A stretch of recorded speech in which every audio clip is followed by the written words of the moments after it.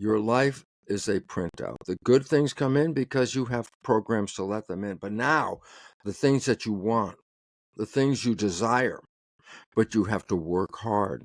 Why are you working so hard? And the answer is this: because the programs about that destination you're seeking don't support the destination, and you're trying to override the programs. The 5% conscious mind trying to control the 95%, 1 million times more powerful mind, mathematically doesn't work out. So all of a sudden it says, well, how do you change your mind? I say, there's two things you can do.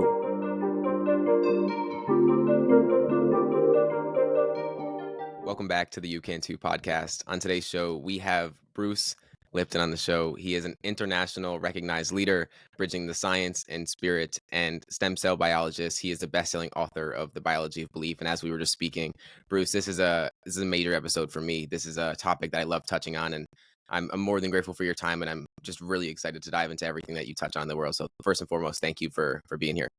Well, James, first of all, being here is a really good thing because you really make a difference in a world that's undergoing upheaval. Everybody can, whether you're watching the news, surfing the web, or even looking out your window, you can see the world's in a state of chaos.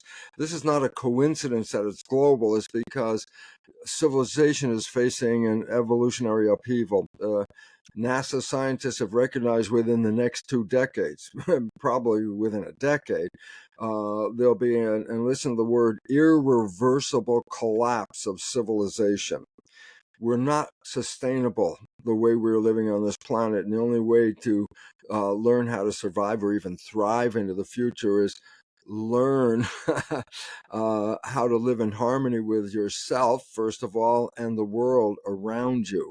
And so thank you for this opportunity to let me talk, James, and especially thank our audience because there's a chance to make a great difference in the world. And if you see where we're going, you can be a leader. And if you don't catch it, you'll follow pretty soon. So I hope we find some leaders out here.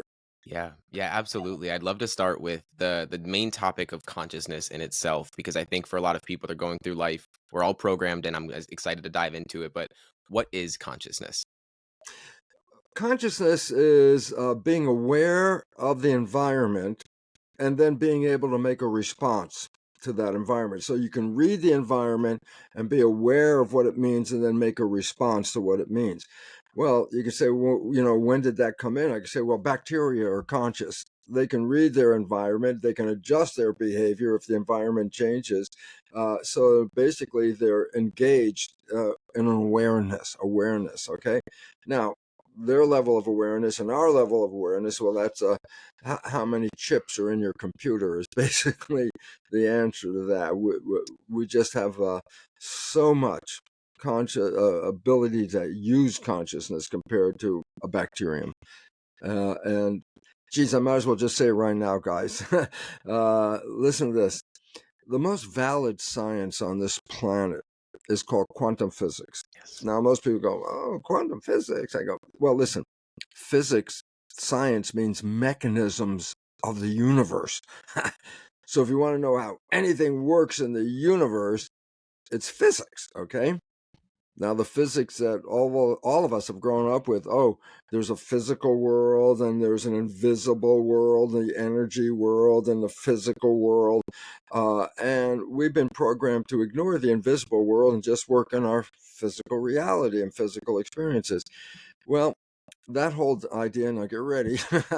And when I tell you this, I'm saying this because quantum physics is the most valid science on this planet. There is no science with more truth than quantum physics. So the first thing is this: atoms are not made out of physical particles. Atoms are made out of energy vortices, sort of like nano tornadoes. An atom is a force field, nano tornadoes. Point is this: there's no such thing as matter. Everything is energy of two forms. The broadcast energy, like telephones, television, radio, okay? And then there's spinning energy, which has a character of matter, okay? And so I'm bringing all this in because the first thing is this. Let's understand the first principle of the most valid science on this planet. And the first principle is consciousness is creating our life experience. And I say, okay, well, that's not New Age talk, folks. That's hardcore science. So the idea is this: we are creators of our life experience. And the science, the most valid science, recognizes the mechanism of how your consciousness is influencing your life experiences. Now, my work was very specifically to show how consciousness is translated into genetic control and behavior. And so the significance here is very important. It's your consciousness that controls your genes and your behavior. You can change your consciousness and then change your world experience. And I just kept going because I needed to get this groundwork in so that when James and I continue, we're going to talk about the fact about consciousness and programming, I think. So I'll turn it back and let the boss talk for a minute. That's all you, man. I love it. I'd love to dive deeper because the fact that many of us are going through life not aware of what consciousness is to begin with, but we also think that we have one mind. And as you know, of course, there's two minds, and we have to be able to recognize that both of them, you learn in different ways for both of them. So do you mind breaking down what that looks like? Yeah, I guess the most important, it's a fact what James just said. It's a fact that when you say the mind, the illusion is there's this one thing making mind. When let's get into reality, there are two things making mind that when they come together create the mind, okay? And I say, well, what are the two things? Well, first, the latest evolution of the brain is right behind your forehead. It's a lobe of tissue. It's called prefrontal cortex. I say, what's that? That's the seat or place where consciousness originates, and it connects to your personal identity. It connects also to, and I'm saying this as a scientist because I never believed in it until I understood the physics, your spirituality. You're more than this body. You're an energy broadcast. Analogy: your body's a television set and it's receiving a station which has your name on it. And the point about that becomes very critical because it says, who are you and where what's this all about? And so we're coming to the fact that I say there are cells in your body and they have genes in them, and that you were programmed to believe that the genes turn on and off by themselves. Well, that's a totally unscientific. The scientific reality is genes are controlled by a signal from the environment, and the cells in your body are inside an environment, and the control of that environment is the signals that come from, first the mind has an image, and then the brain turns that image into complementary chemistry. That means if you have a picture of love in your mind, then the brain releases all the chemistry that makes you feel like love, happy, healthy, joy, and all that. Or if you have a picture of fear in your mind, the chemistry that will come from the brain will adjust your genetics and your behavior to get you into protection and fight or flight. So I say, okay, the cells in your body respond to the chemistry of your blood. The chemistry of your blood is the source of the signals that control your genes and your behavior. And I say the chemistry of your blood that's controlling you is determined by the brain, which is the chemist. And then you finally get to the question, well, what chemical should the brain put into the blood? And the answer is, what are you thinking? Because that thought will be translated into biology. And I go, so all of a sudden I say, well, we have two minds. Conscious mind, I just brought that up. Let's get to it. Creative. You have imagination. And if you have imagination, you can do something with it. If you have no imagination, then you're just a blank. You're just, but if you have imagination, you can visualize something. What do you want? What are your wishes? What are your desires? If I ask you any of those questions, they come from the creative, conscious mind, because that's the one that can have imagination, say, what is what I want? In contrast, and this is so critical, the subconscious is a program mind. It's not creative. It's got habits in it. Now, habits are really good or habits are bad, depending on the habit, which is a program, okay? So I say, give you a good habit right now if you want to think of a good one. I say, when did you learn how to walk? You go, before I was 2. And I go, yeah. Guess what? You haven't thought about walking ever since. Why? It's a program. You downloaded it. Thank goodness it's subconscious. You don't have to take every step with your mind, go left, right, left, right. You just have to have a vision. You want to go. The program, it's automatic. So let's look at it very simple. The brain is a computer. Now, I'm not saying the brain is like a computer. I'm saying biochemically, functionally, mechanistically, it's a carbon-based computer versus the silicon computer on your desktop. So I say, so what? I go, it has the same functions and mechanisms as our man-made computers. I go, so what? And I go, the subconscious mind is the hard drive. It's got programs in it, okay? The conscious mind is the equivalent of the keyboard. And I go, why is that important? I say, well, you're the one that types into the keyboard, so you're the one that's putting information in. So I say, oh, the conscious mind is creative and types its pictures into the keyboard, and the subconscious mind is a program needed to play that. You want to write a document, first you get MS Word, and that gives you a chance, and you become creative, and then you write, but you use the program, okay? So now comes the important part. In the old days, when you bought a computer, there were no programs in it. So I say, you just bought this brand new computer, you plugged it in, you push start, it boots up, and then I say, now do something. You go, I can't. I say, what do you mean? You got a brand new computer. And you go, oh, first I have to put programs in the computer. Then I can use the computer. And I go, oh, when a child is born, the hard drive, the subconscious mind, has no programs in it. It has to download programs. I go, how's it download programs? And why? Let me first give you the why. Well, the first thing is you can't use the computer without the programs. Okay? And how do you download them? Well, it's a process called theta in brain function, which is in everyday talk called hypnosis. Okay? I go, so what's this all about? And I say, stop for 1 second and think of how many rules did you have to learn to be a member of your family? How many rules do you have to play by to be a member of your community? 1,000 rules minimum. I go, how'd you learn those rules? I go, you were an infant. You couldn't go to school. You couldn't read a book. I say, how'd you learn the rules? And the answer is, the brain for 7 years is in a state of hypnosis. I said, what does that mean? It's a video recorder. It watches, downloads. It watches, downloads. So I said, so what does it do?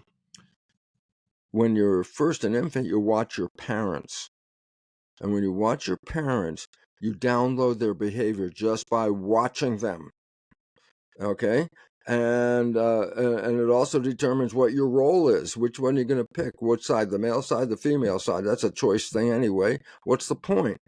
Because each one is offering different behavior. And then what's that going to mean? You're going to download their behavior. So the first thing is this. The first programs that come into your subconscious mind, they don't come from you. They came from observing your parents, your family, your community. And then here's a little sidebar. Just think about it. Do you think your parents and your community have your wishes and desires in their interest? You have different wishes and desires than your parents, maybe? I go, why is that important? Because the program they're giving you is not supporting your wishes and desires. They're supporting your involvement in the community and your family, okay?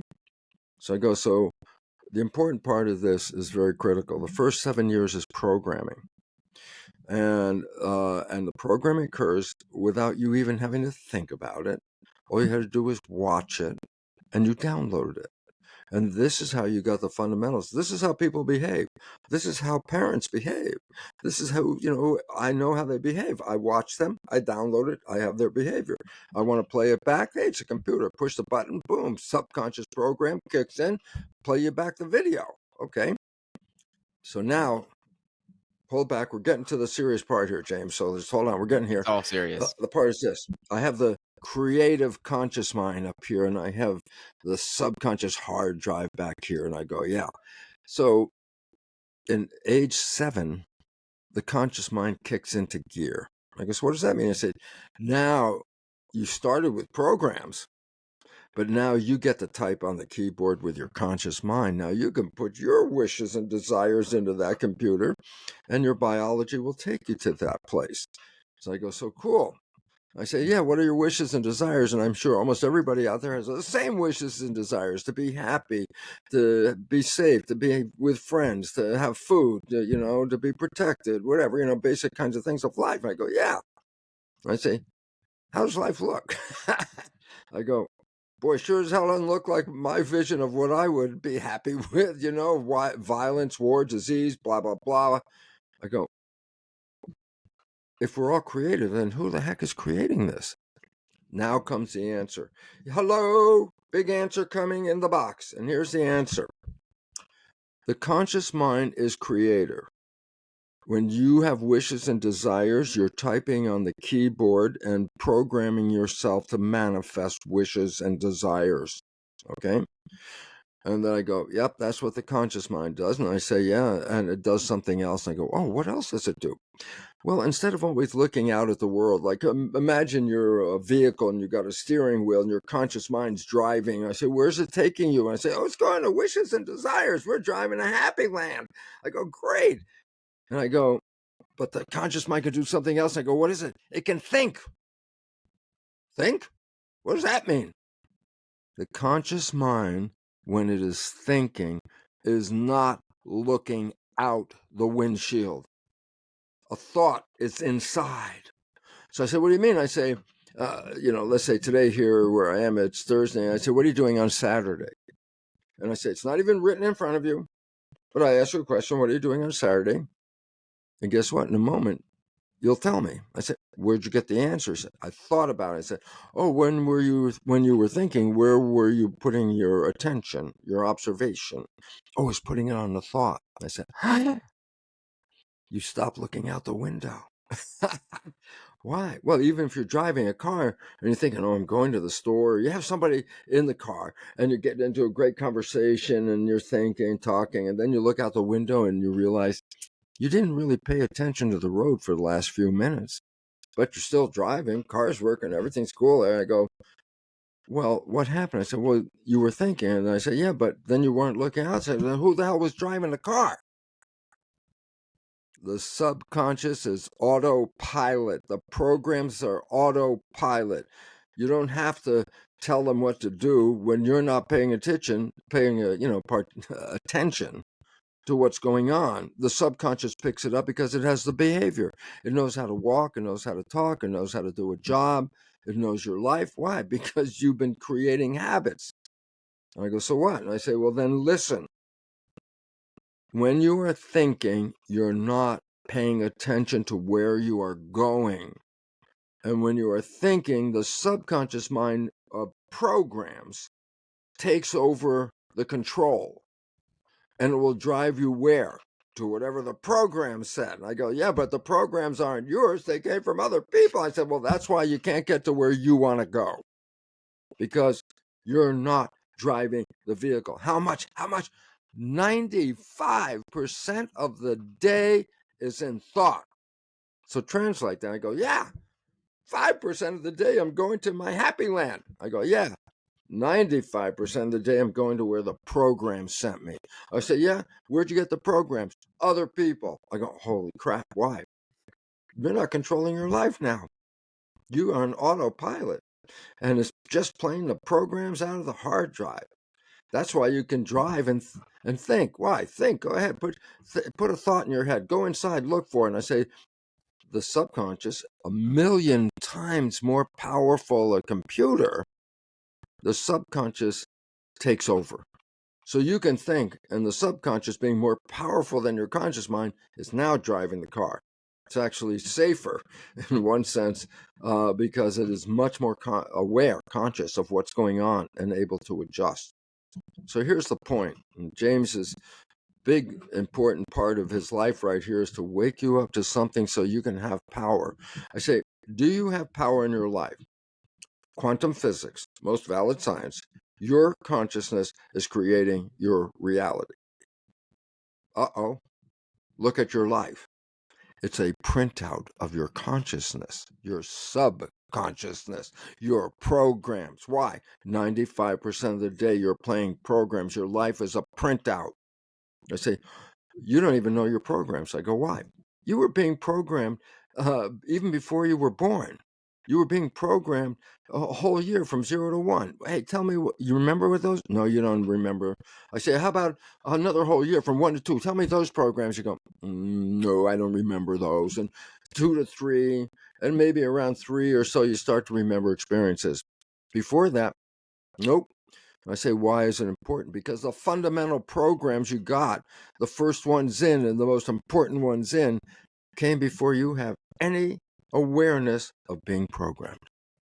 So I say, tell me your program, and you honestly can't tell me your program by reviewing it. It's not in your conscious mind. So I said, well, then how would I know my programs? And then, hey, the bad part of the story, you're being controlled by your programs 95% of the day, turns into the good side of the story when you say, wait, then my life is my program being expressed. I say, yeah, so here's the answer. Look at your life and recognize this very simple fact. The things you like that come into your life, the things, oh, great, I love this coming out. Those things that you like, they come in because you have programs to acknowledge those things. But, and this is it, this is the wake-up call that James is probably saying, finally get to the point, and here's the wake-up call, and the wake-up call is this. Your life is a printout. The good things come in because you have programs to let them in. But now, the things that you want, the things you desire, but you have to work hard. You have to struggle. You have to sweat over, I'm going to make it happen. I'm working real hard. Why are you working so hard? And the answer is this. Because the programs about that destination you're seeking don't support the destination, and you're trying to override the programs. I go, well, the small little mind, the 5%er conscious mind trying to control the 95%, 1 million times more powerful mind, mathematically doesn't work out. So all of a sudden it says, well, how do you change your mind? I say, there's two things you can do. One of them, you may have done it a few times, and that is maybe you've fallen in love, even if it's only for a few days. Your life was blah, blah, blah. You fell in love, man. You were so excited. The next few days, you wake up, it's like, wow, life is great. Life is wonderful. I'm in love. Blah, blah, blah. And I go, that's great. I say, what happened to blah, blah, blah? And then 24 hours after you meet this person, you're, oh, life is great. You stop thinking. I go, what does that mean? You stay mindful. I say, why is that important? I said, if 95% of the day you're thinking, your thoughts have no control of what's going on. But if you just met someone you wanted to be with, why would you stop paying attention and start thinking? You want to be there. Hey, I'm here. Look, this is great. I love my life. Great. You stop thinking. And if you stop thinking, guess what? Then the subconscious is not stepping in. You're in control. And I said, what happens when you're in control? You created a different experience in 24 hours. You created a whole different life. It's great. It may have lasted a week, that was cool, or a month, I don't know. But the point about it was this. You created a different life in 24 hours by having an experience like that. And I say, then how come it ends? Why doesn't it stay that way forever? I go, well, inevitably in the world in which we live, you're going to have to think. What's your job? What's your responsibility? Where are you going? Where have you been? Blah, blah, blah, blah, blah. I go, well, and what happens? You start thinking, I say, all of a sudden, those behaviors that were never played during the romancy part. Why? You didn't think, so you were creative. Your partner never saw your program. And now all of a sudden, you're in this relationship and love is really great. And then you start thinking, then another you shows up. Not the creative, spiritual, conscious you, the program you. 60% of the programs are disempowering, self-sabotaging, and limiting beliefs. Wow. When you start running by program, you're going downhill, man. And you start creating what you have no intention of ever creating or ever being involved in. It's a surprise to you as much as anybody else. Why? Well, when you're playing the program, why are you playing it? Because you're not paying attention. When you're not paying attention, then whatever program is playing, you're the one that doesn't see it. So, story that I've done for 40 years and always looking for a new one, but this is it. You have a friend, you know your friend's behavior really, you know it very well. And you happen to know your friend's parent. And one day you see your friend has the same behavior as their parent. So you go, "Hey, Bill, you're just like your dad." Back away from Bill. I know what Bill's going to say, and you know it too. He's going to say, "How can you compare me to my dad? I'm nothing like my dad." And the funny part is, everybody else can see that Bill's like his dad. Who's the one that can't see it? Bill! Oh my God! Why? Well, he's playing the program because he's thinking. He doesn't see it. Uh-oh, you ready for the conclusion of that story? We are all Bill. We are doing this every day. Are you creating the life you want, or are you experiencing a life you didn't necessarily want? And the difference is, are you thinking or are you staying aware? The difference is, are you playing your program or are you running from your conscious mind? And therefore, you could try and stay conscious, present, mindful, or you can rewrite your program. Because if you rewrite your program, you could put in your wishes and desires as programs. And guess what? 95% of the day, your brain will automatically be taking you to wishes and desires without you even thinking about it. It will lead you, take you, and present you what you wanted. But you have to change the program. And I bet you at some moment, James is going to say, "Bruce, how do you change those programs?" I'll give James a chance to talk and maybe ask that question. James, what you got to say? This podcast is kindly brought to you by Magic Mind. Now, if you're anything like me, you love coffee, but you hate the jitters that it gives you in that 2 p.m. slump in the afternoon when you still have a lot of day left, but you're not able to be focused throughout that time. And this is why I love Magic Mind. I've been taking it with my morning coffee. It's a small productivity shot that I absolutely love. It's with matcha, which takes longer to release in your body. So instead of feeling slumped at 2 p.m., you actually have that intentional focus and it reduces stress. So I take it with my morning coffee. It helps me drink less coffee, but actually feel focused and not wired throughout the day, which is so impactful because if you're a podcaster or you're taking calls or you're just in general, you need to be focused and have that mental energy. It's been something that's really helpful for me. I've been using it for a few weeks and I guarantee that you will like it. So if you're anything like me and you want to feel focused but not wired, you can go to magicmind.com/youcan2 for 56% off. Yes, 56% off your first subscription. And for your first one-time payment, you can get 20% off, which is insane to say the least because they have a 100% money back guarantee with no questions asked. And instead of waiting 3 to 5 days for that money back, they'll refund you in 3 to 4 hours because they believe in it. And I believe in it so much. So that's magicmind.com/youcan2 for up to 56% off your first subscription. And if you already use Magic Mind, you can get a discount off your next subscription payment as well. So it's magicmind.com/youcan2. Try it for a few weeks, see if you like it. I bet you that you will, and you will feel a lot more intentional with your day instead of just so wired and really just exhausted by the end of the day. Back to the episode. I love it. I love all of this. This is such a topic that I wish I learned in school. I wish we all took in and actually were taught this kind of stuff because as soon as I started learning about quantum physics and recognizing the power that it has over your life, I'm right with you on that it's the most valid science, and it's so important to understand this kind of stuff. And of course, I do want to ask, of course, how do we change our programs? But first and foremost, if we're unaware of the programs that are showing up in our lives, how are we able to change something that we're unaware of?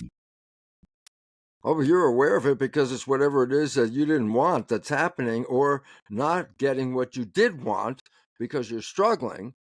Then that's your program. Just what is it you want? You can't get there. Then the program does not support that destination. That's what the point is. And you're trying to go down that trail to get there, and the program is holding you back because it's not supporting it. And you do not see it. Other people see it. And that's why people feel they're a victim. Geez, I didn't want this to happen. I go, not in your conscious mind. I have no idea about your program, though. You should check the program, because the reality is the conscious mind and program mind's two different realities. Which one do you want? Well, I want my wishes and desires conscious mind. Well, 2 ways. One, stop thinking, because then the subconscious autopilot doesn't kick in. Okay. Or number two, rewrite the program and then get rid of the stress immediately. That's the way of doing it. So when it comes down to rewriting the program, I know that hypnosis is, of course, one part, and then repetition is the other. Why is that so prominent when it comes to overcoming our programs? Because for so many, as you just said, we take on the role of the victim and think, this is just my life. This is how it's supposed to be. But as we both know, that's not the reality of it. No, that it's a reality that you unknowingly created. So let's put unknowingly in there first. It's not your. I can't blame you. It was a program. Somebody programmed you to become this in the end.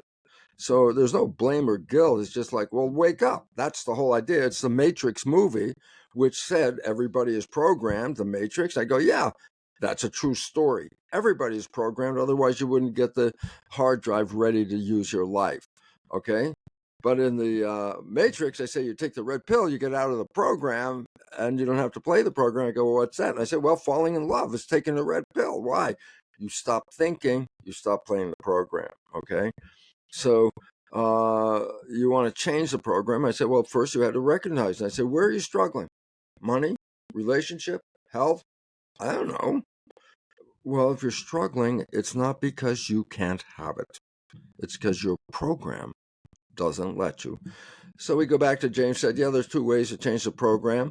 How'd you get it the first 7 years? Your brain was functioning at a vibration called theta, which is imagination. And that's why somebody riding a broom, a kid riding a broom, and in their head it's a horse. It is not a broom. It has nothing to do with a broom anymore. It's in that head of that child under 7, imagination, theta, has made that into a horse. Mother says, give me the broom. The kid looks like, what are you talking about? To the kid, it's not a broom anymore at all. It's a horse, okay? So I go, that's the imagination part that is expressed during hypnosis. But you went through hypnosis, so you want to, how'd you get your first programs? The answer was, your brain was in a state of theta, okay? And I say, yeah, but guess what? Every night when you go to bed, as you start to get tired, the vibrations of your brain reduce in frequency. The highest one, beta, is like at work. The next one, when you get home, relax. The lower vibration is called alpha. That's calm. And the moment you fall asleep, as the brain is winding down, the next lower vibration is theta. So the moment you, boom, disappeared, I just fell asleep, I'm not there. The brain is in theta. And that's why if you put earbuds in or earphones on and you play a program you want to be true in your life, they're called self-help programs, whether it's about money or relationships or health or whatever. And you play these you put the earphones or earbuds on just before you're really falling asleep.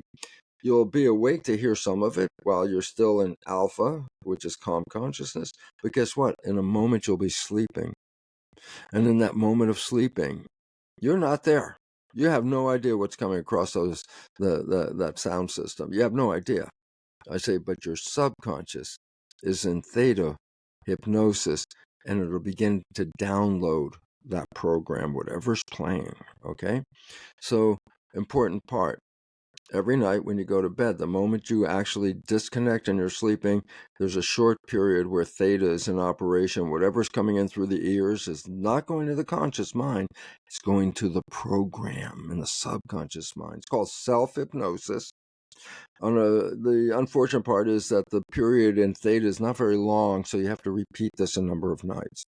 So how'd you get your programs? First 7 years, hypnosis. How can you change it? Self-hypnosis, okay? But you also got programs after age 7. You learned how to drive a car, play a music instrument, sports, how to play a position, whatever you learn. I said, oh, how'd you learn? Because learning became a program. I said, well, how'd you get a program? How'd you learn how to drive? Not the first instant you got in the car. You had to what? Practice driving the car, practice playing the instrument, practice riding the bike, whatever it is you're trying to do, okay? The second way you have been creating programs, I don't know where that came from, but the second way you've been creating programs is through repetition. practice something. Make a habit. That's what practice is. Make a habit, because habits are subconscious. So that's the second way. Put a habit in you want. Practice what you want and repeat it and repeat it. And guess what? That's how you created a habit. That's how you create a new habit. Okay. And the last one is something really interesting, because there's an old story called necessity is the mother of invention, meaning when there's a necessity, things will change. And there's a new form of belief change, and it's called energy psychology. It engages the brain in another way, like before age 7. How many different experiences did you need of something to have a memory of it? I go, just once. You can have a memory your whole life, just one experience. Okay, guess what? With energy psychology, with one change, you can rewrite that program that you got in your experience that is disempowering you. Those are the ones that are preventing you from getting to your destination. And it's called energy psychology. I say you can change a belief in 10 or 15 minutes with some of them. I go, oh my God, yeah, why is that important? You want your life. Your life is dependent on you running it with A, your consciousness, which has the wishes and desires that you want to manifest, and B, with the programs in your subconscious, especially if they endorse and support your wishes and desires. You got both of those working, you become the creator. Okay? If you have your conscious mind working, yeah, this is what I want, I go, but you didn't change the program? Sorry. You're working on the program 95% of the day, so the program change is critical. On my website, brucelipton.com, under resources, there's a section called Belief Change. Okay? And in that section somewhere, there are about 25 different versions of energy psychology. And I say those are the ones that a super learning, like, take you back to the brain function of that child that had just one experience and memorized it. A super learning process in 10 or 15 minutes, you can rewrite those experiences. Okay? And I said 20, 25 or so of them are on my website, just abstract describing each one and a website to get to the source of each one of those. But the point about it is, boy, if you want to change them fast, my life wouldn't be the happy place it's been if it wasn't for the fact that I rewrote those programs. I'll be honest with you, simple as this. I couldn't get a relationship for over 40 years. And I go, why? I say, well, when I was under 7 and living at home, my mother and father had a dysfunctional relationship. And I was downloading. Who do you think behavior I downloaded? My father's dysfunctional relationship. I say, so why is that important? I said, it was playing 95% of the day without me even seeing it. It was sabotaging my life. I was looking for a relationship. Boom. My behavior that I was playing 95% would sabotage it. Then I understood how to change it. These changes occurred in my life, a couple of very important ones. 15 minutes. I was using a process called Psych-K, PSYCH-K.com. And I changed those beliefs. Guess what? I met my partner, Margaret. We're on a honeymoon, and I swear to God, we're on a honeymoon every day, 30 years now. I'm not talking, it was just sweet for a month or two or something like that. I say, no, it's been sweet for 30 years. I go, why? Because my subconscious beliefs support the creativity and wishes of what I want in a relationship, which are what she wanted in a relationship. And now guess what? Both of us, our subconscious minds are in harmony and integrated.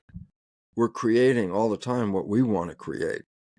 Is it real? I go, yes, it's real. And I'm surprised to tell you that as a scientist, I never believed in that stuff till I experienced it. I knew it from the technical aspect. But that's nice and say, oh, there's a technical aspect. This is how you could do it. I'm saying, and I did it. And it's like, holy crap, it works. And I want you to have it. Why? The world is in a state of irreversible collapse. And you can get through this, but you have to let go of your connection to this system and start manifesting a creative desire and wish that you want. And you'll be finding yourself with other people creating what? The same. Why? Because almost everybody wants the same peaceful, happy, loving, beautiful, safe world. And the more people who are manifesting that belief and creating their version, the more it manifests in real life. And the whole planet can change. But you can't do that if you don't know. You're not running your life, man. Your program's running your life. You're in the matrix. And James is here to get you out of the matrix.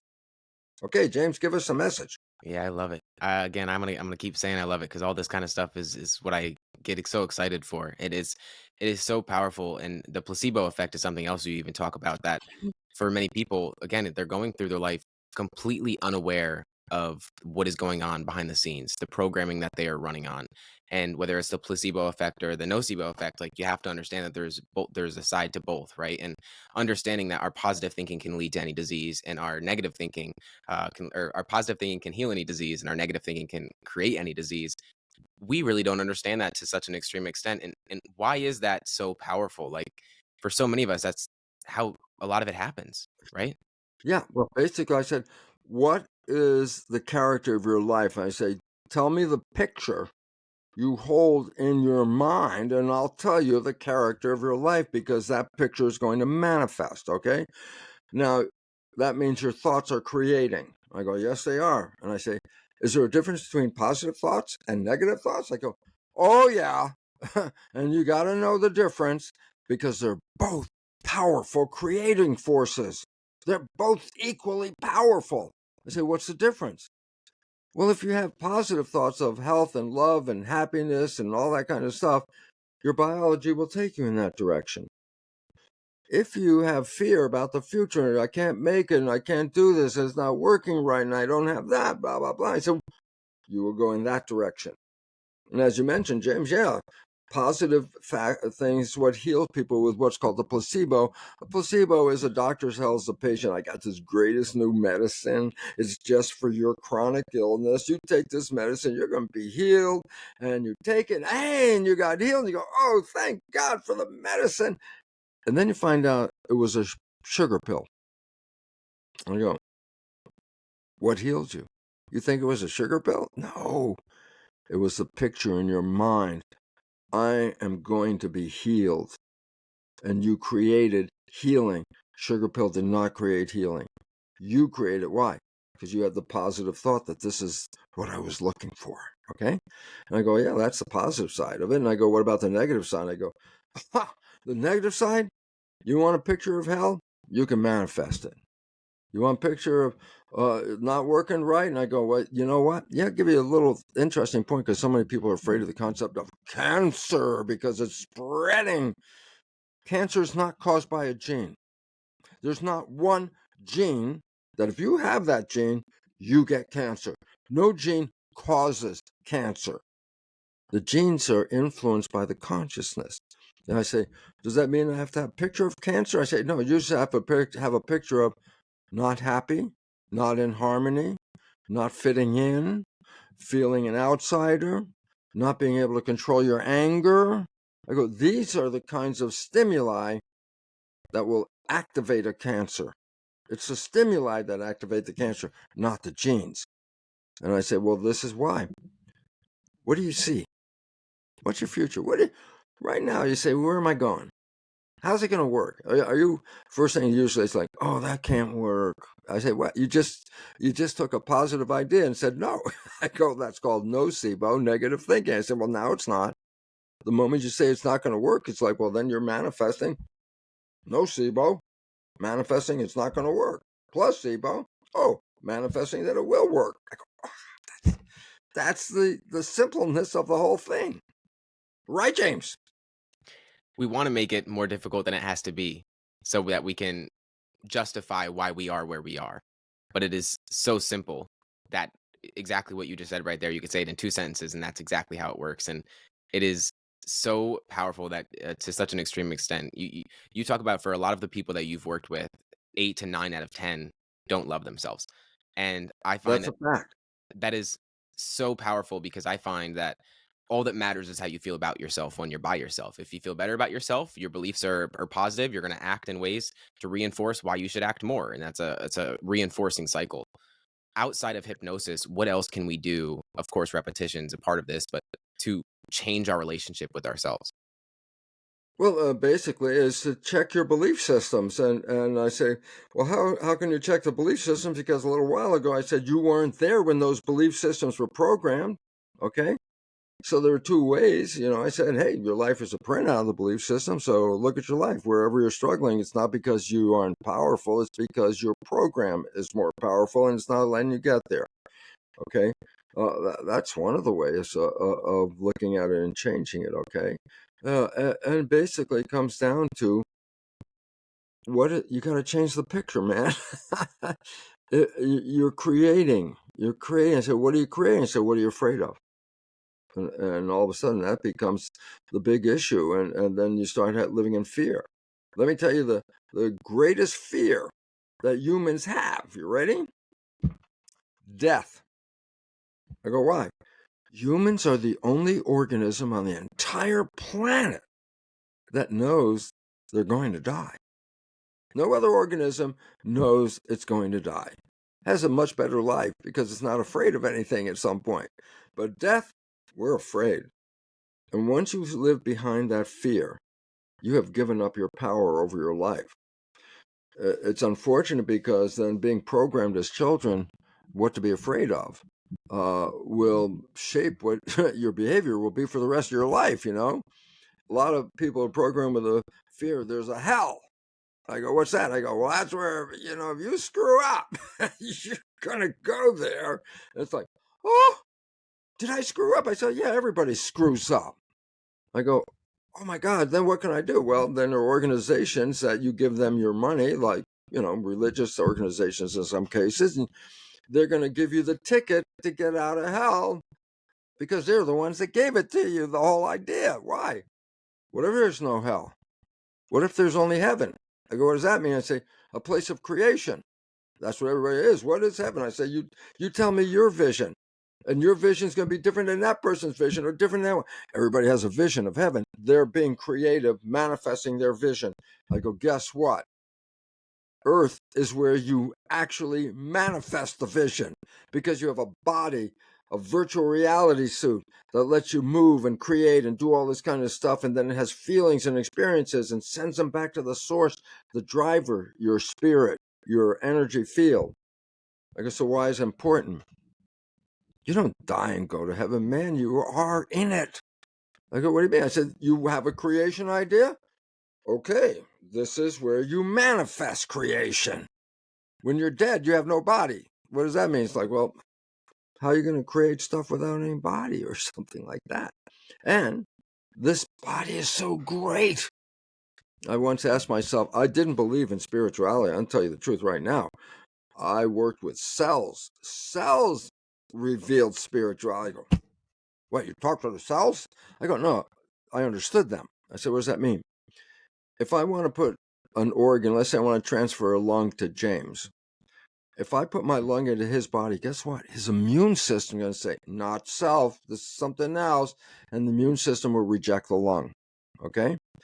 If he puts his lung into my body, my immune system goes, no, not self. It will reject the graft. I go, so first fact, the immune system knows who's who. Okay, yeah, but the immune system reads the physical world. I go, what is it reading that determines who's James and who's Bruce or who's you? And I go, on the surface of your cells, there are protein like antennas, like television antennas, a set of them, a set. And they receive signals because they're antennas. And they're on the outside of the cell, so the signal's not coming from inside the cell, it's coming from outside.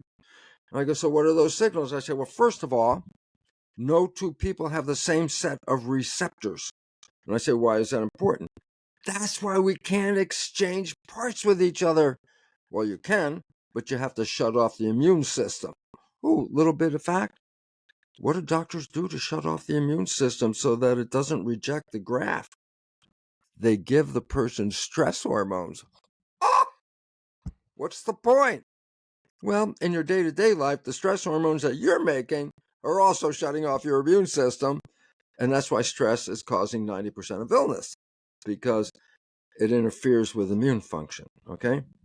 So I go, okay, wait. So I got these antennas. They're called self-receptors. Cool name.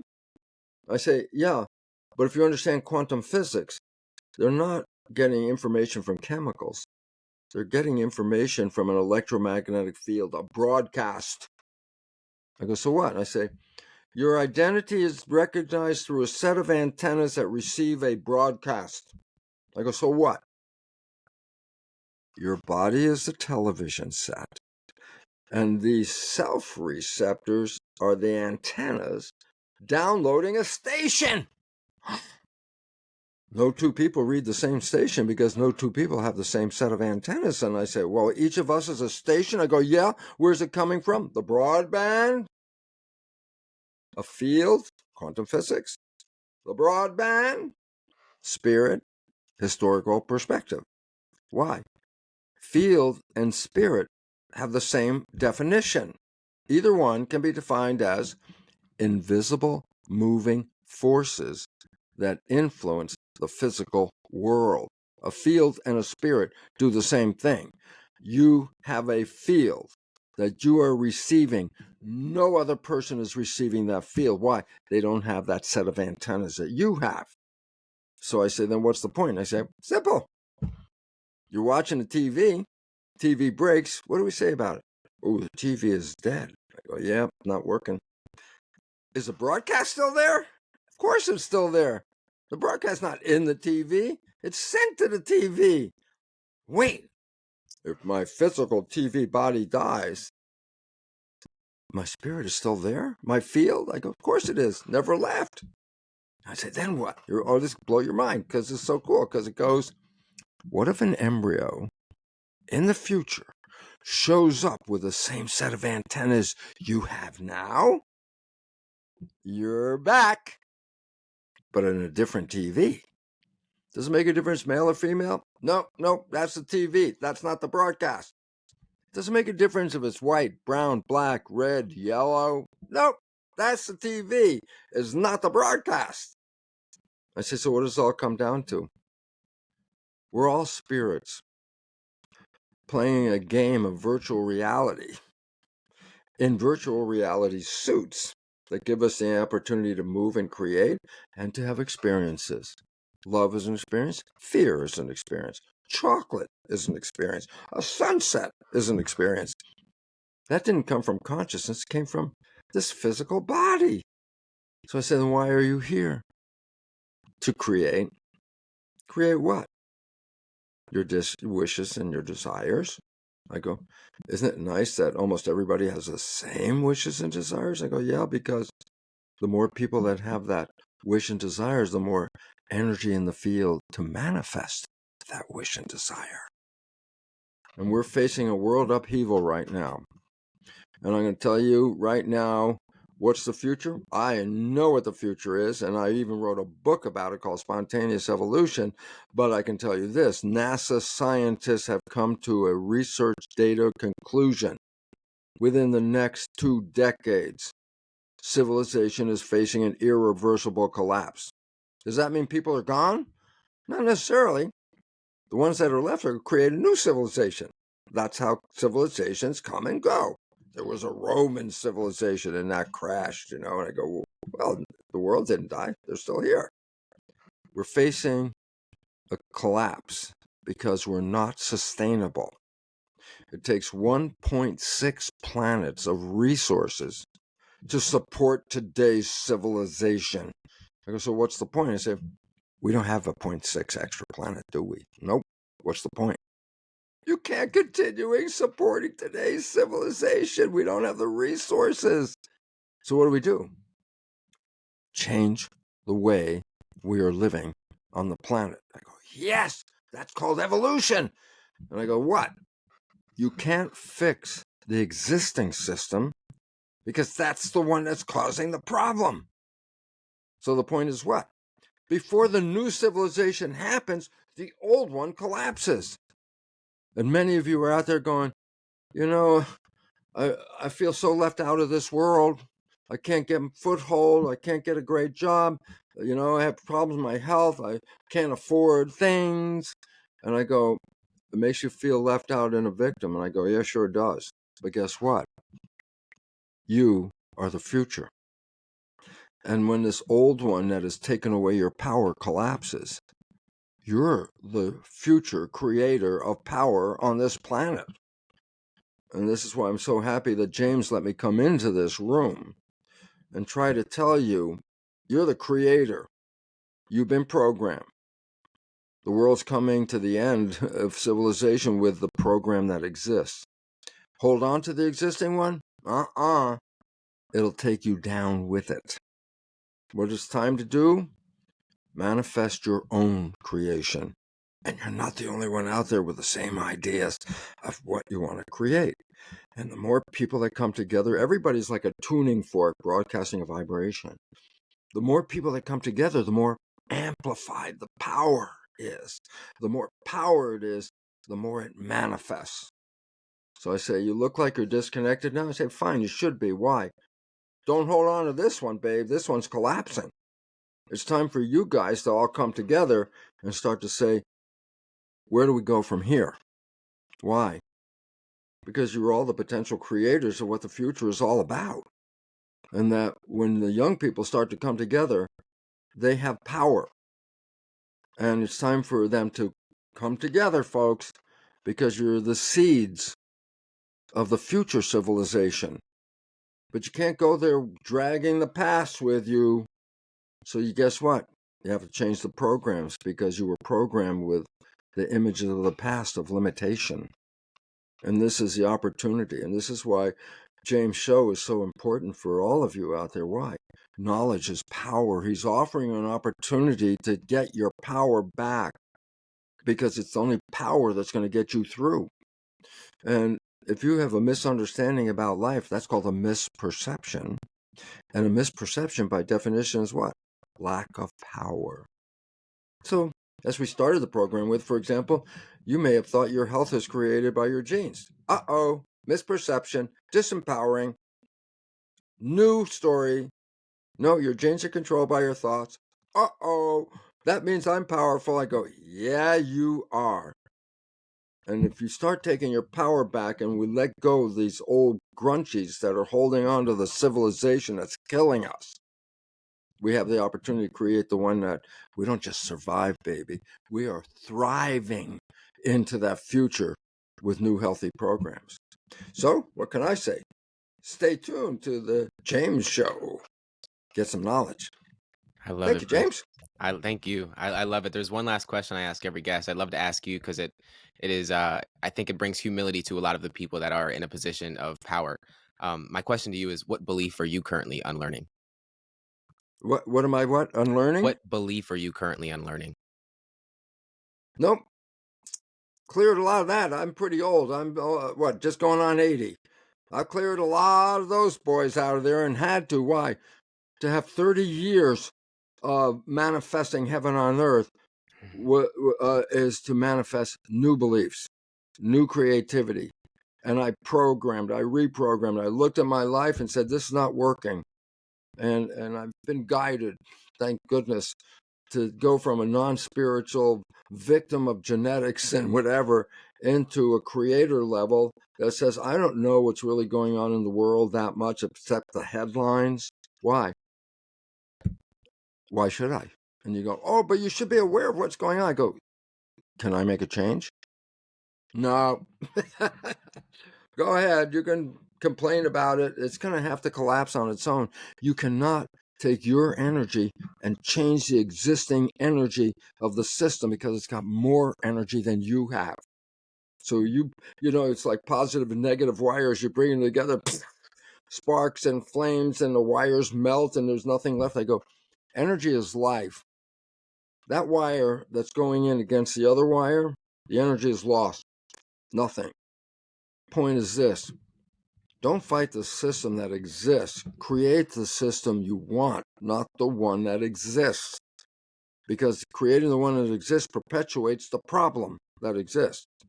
And It's falling down. So whatever energy you put into keeping it up, you've sacrificed your life because you're using your energy that's not going to help you in the end. Energy is life. If I gave you a checkbook about energy, you would have a different look. And I go, what do you mean? Look, your bank account is energy. Money is energy, units. I go, you're very careful about your spending, I hope. Why? Because that's your support. You have no money, you're in a bad place. So if you're smart, you never write checks that you get nothing back from. If it's not supporting you or your community, what are you writing your check for? To give somebody else the money that has no effect on you, no influence on your life? Nope. What's the point? You don't write the damn check. Then I say, well, what about biology and behavior and energy? I say, yeah, you do have an energy system in your body. Every action you do in this life requires energy. Any movement requires energy. I go, so then what does that mean? Well, if I gave you an energy checkbook where all of a sudden it was like a bank account, and you go, well, am I spending energy that is just throwing away my money? And all of a sudden you look at that behavior or whatever that thing was, you go, well, why am I doing it? I go, aha! Why are you doing things that do not benefit you or your community? Well, because we all do it. And I go, the hell with all of them. It's your life. How much energy? Write the damn check if it influences your life or your community, because that is your life. But if you're doing things and you say, what am I getting back? I had a big argument down at the bar about the Republicans and the Democrats. We had a great argument. We fought. We got red. We got hot. We were almost ready to fight. And then I say, okay, you spent a lot of energy. You heated yourself up, man, really good. You were ready to go. Okay, I go, did anything come from that? Nope. Oh, you just threw away the energy. Oh, okay. You just want to give away your life. That was stupid. I go, yes. What's the point? Your energy is what keeps you going. Life is energy. Don't use your energy and lose it with no benefit. Where's your mind? Are your thoughts positive or negative? Negative thoughts, no benefit because they'll manifest, you know? So all of a sudden I'm saying, yeah, you do have the power. You are the creator of your life at this moment. And if you don't like it, you also have the power to change it. And we talked about the ways of changing that, okay? And if you don't want to change, that's fine too. You could just leave it the way it is.